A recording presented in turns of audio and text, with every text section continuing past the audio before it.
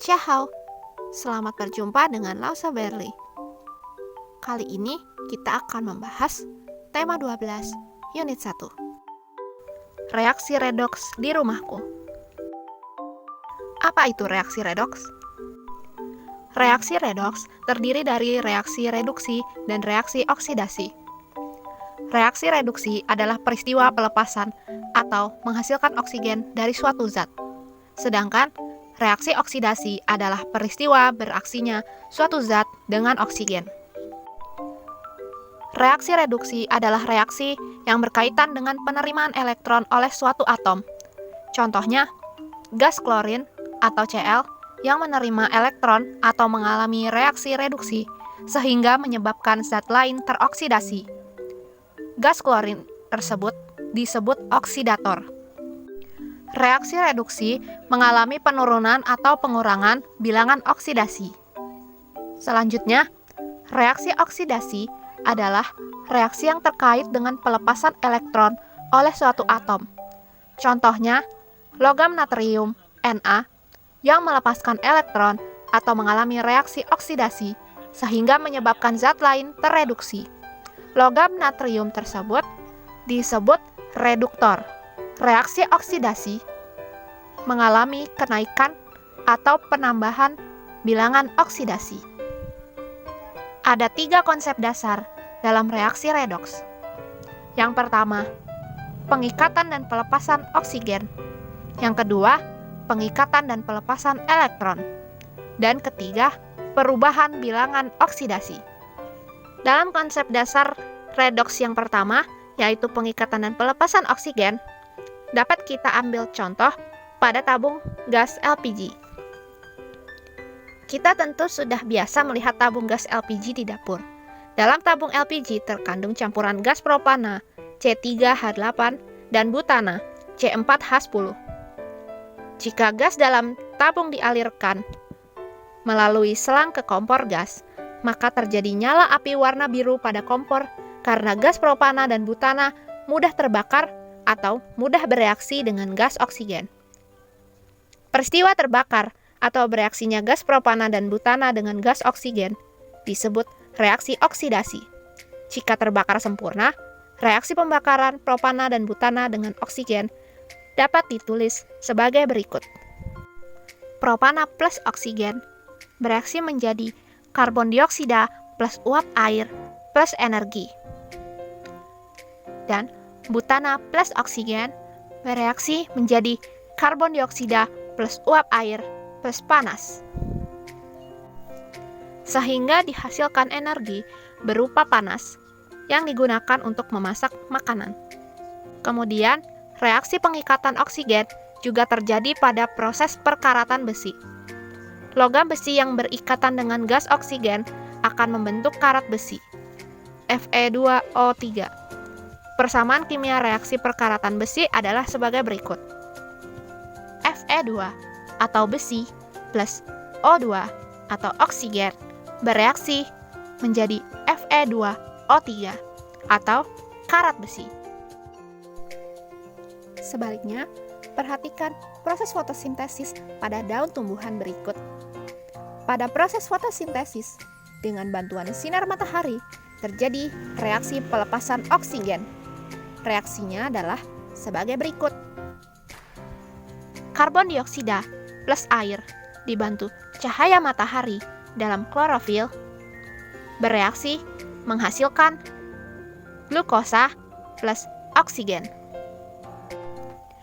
Selanjutnya, konsep dasar redoks yang kedua ialah pengikatan dan pelepasan elektron. Ketika memasak, agar makanan menjadi terasa sedap, maka diberi garam dapur. Garam dapur adalah sejenis mineral yang membuat rasa asin. Biasanya, garam dapur yang tersedia secara umum dihasilkan dari air laut. Nama kimia garam dapur adalah natrium klorida dengan rumus kimia NaCl. Pernahkah kalian berpikir bagaimana proses pembentukan garam dapur? Ternyata pembentukan garam dapur melibatkan pengikatan dan pelepasan elektron, sehingga terjadi reaksi redoks. Adapun reaksinya, adalah sebagai berikut. 2Na menjadi 2Na ion positif plus 2 elektron, merupakan reaksi oksidasi. Dan Cl2 plus 2 elektron menjadi 2Cl ion negatif, merupakan reaksi reduksi. Karena di kedua ruas terdapat 2 elektron, maka 2 elektron tersebut dihilangkan, sehingga persamaannya menjadi 2Na plus Cl2 menjadi 2NaCl. Konsep dasar redoks yang ketiga, perubahan bilangan oksidasi. Bilangan oksidasi merupakan muatan imajiner suatu atom dalam senyawa. Bila didistribusi elektron di sekitar atom tersebut diperhitungkan berdasarkan nilai keelektronegatifan. Sifat keelektronegatifan ini dapat dilihat kembali pada sistem periodik unsur kelas 10. Contoh perubahan bilangan oksidasi pada pengolahan biji besi melalui reaksi berikut. Fe mengalami penurunan bilangan oksidasi dari plus 3 pada Fe2O3 menjadi 0 pada 2Fe. Maka terjadi reaksi reduksi. C mengalami kenaikan bilangan oksidasi dari plus 2 pada 3CO menjadi 4 positif pada CO2, maka terjadi reaksi oksidasi. Oksidator adalah Fe2O3 karena mengalami reduksi atau penurunan bilangan oksidasi. Dan reduktor adalah 3CO karena mengalami oksidasi atau kenaikan bilangan oksidasi. Setelah kita memahami konsep-konsep dasar reaksi redoks, sekarang bagaimana penyelesaian penyetaraan reaksi redoks? Ada beberapa metode untuk menyelesaikan penyetaraan persamaan reaksi redoks. Yang pertama, metode setengah reaksi. Mempunyai tahap-tahap sebagai berikut. Oke, agar semakin jelas, langsung saja kita masuk ke dalam contoh. Untuk suasana asam, CuS plus NO 3 ion negatif menjadi Cu 2 ion positif plus S plus NO. Tahap pertama, tuliskan setengah reaksi untuk kedua zat yang akan direaksikan. Reaksi pertama, S 2 ion negatif panah S. Reaksi kedua, NO 3 ion negatif panah NO. Tahap kedua, setarakan unsur yang mengalami perubahan bilangan oksidasi atau biloks. Pada ion S2 negatif, jadi unsur S, tidak ada perubahan biloks karena mereka merupakan unsur bebas dan tidak terikat pada unsur lain. Sedangkan NO3 ion negatif panah NO mengalami perubahan biloks, yaitu biloks N adalah 3 pada ruas kiri dan biloks N pada ruas kanan adalah 1. Maka lanjut pada tahap ketiga, tambahkan 1 molekul H2O. Untuk menyetarakan senyawa yang memiliki unsur O. Kemudian tahap keempat, setarakan atom hidrogen. Pada reaksi 1, tidak ada H. Pada reaksi 2, ditambahkan 4H+. Karena berdasarkan penambahan molekul H2O sebelumnya, terdapat 4 unsur H. Kemudian tahap kelima, setarakan muatan dengan menambahkan elektron. Pada reaksi 1, ruas kiri terdapat negatif 2, sehingga perlu ditambahkan dengan 2 elektron pada ruas kanan. Sedangkan reaksi kedua, pada ruas kiri terdapat 3, sehingga perlu ditambahkan 3 elektron. Dan tahap ke-6, samakan jumlah elektron yang diterima dengan yang dilepaskan. Kemudian jumlahkan.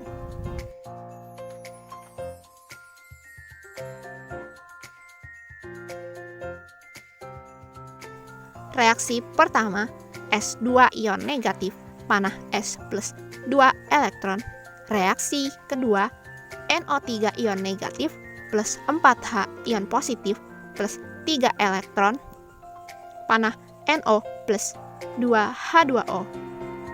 Maka ada perbedaan elektron yang perlu disamakan dengan cara mengalihkan reaksi pertama dengan 3 dan mengalihkan reaksi kedua dengan 2. Sehingga kedua elektron pada ruas kiri dan ruas kanan menjadi sama-sama 6 elektron dan bisa dihilangkan.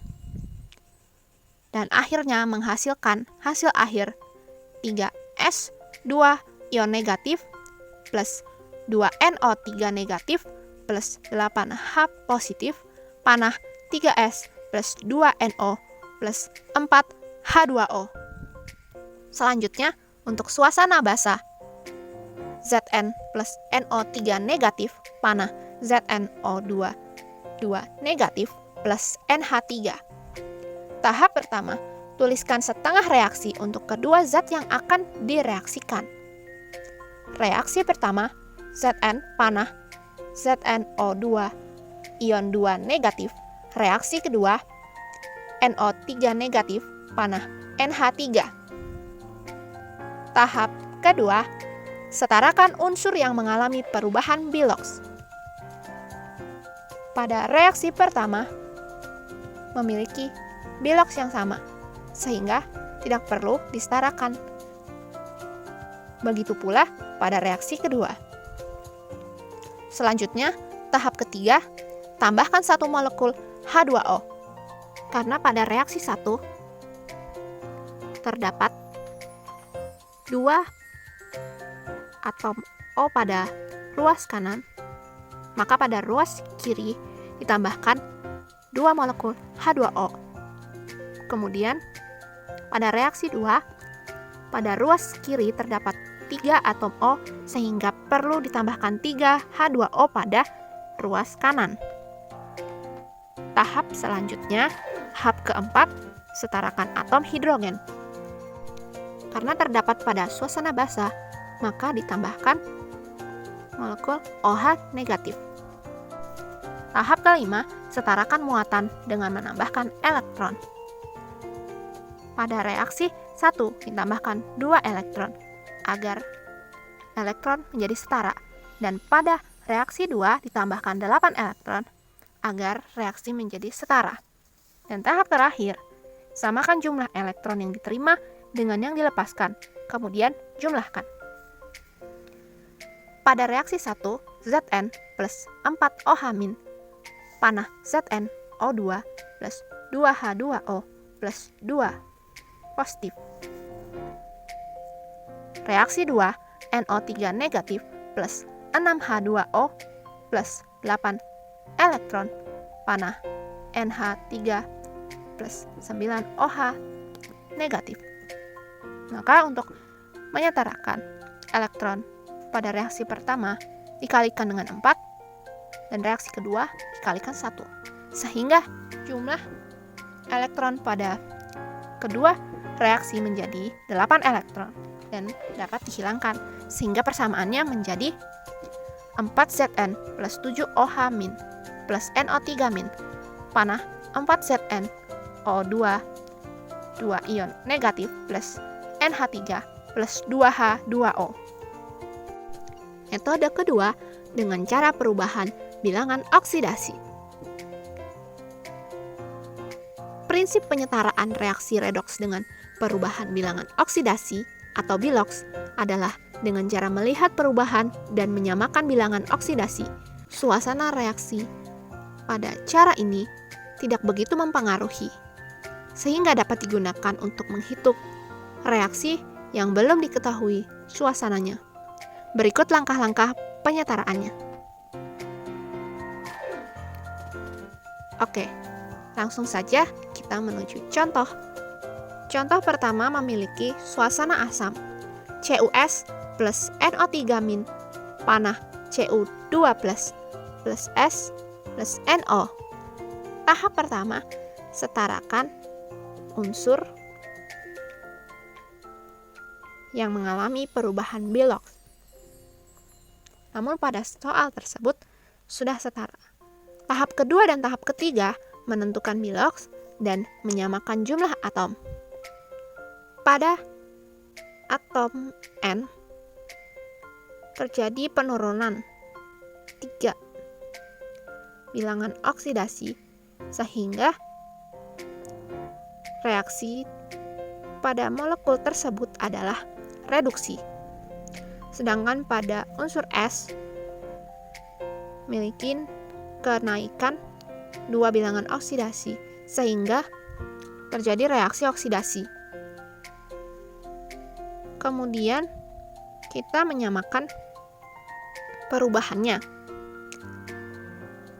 Yang unsur N dikalikan 2 dan yang unsur S dikalikan 3. Tahap keempat, samakan kedua perubahan bilox dengan menambahkan koefisien. Tahap kelima, tentukan jumlah muatan di ruas kiri dan di ruas kanan. Maka didapat seperti yang tampil pada layar. Tahap ke-6 dan 7 menyetarakan dengan menambah H positif dan menambah H2O.